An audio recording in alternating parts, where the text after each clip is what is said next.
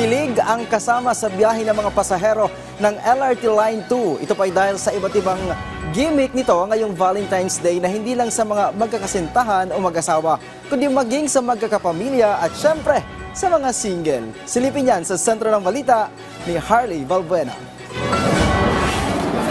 Maraming pasahero ng LRT2 ang kinilig dahil sa iba't ibang pakulo ng LRTA ngayong Valentine's Day. Alas 7 ng umaga nang magsimula ang mga Valentine's gimmick sa LRT2. Sa Antipolo Station, tampok ang live piano para damang-dama ang romantic vibes. Bukod sa bulaklak, ipinamigay din ang mga toothbrush at rubbing alcohol.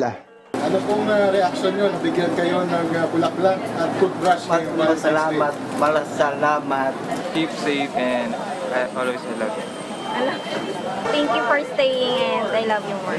Nakaset up din ang photo booths na para sa mga magkasintahan, magkakaibigan, magkakapamilya o kahit solo ka lamang.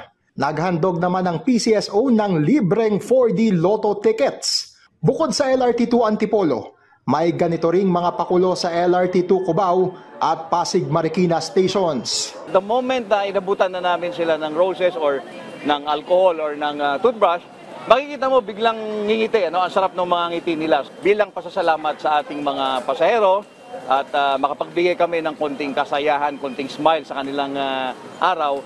Harley Valbuena para sa Pambansang TV sa Bagong Pilipinas.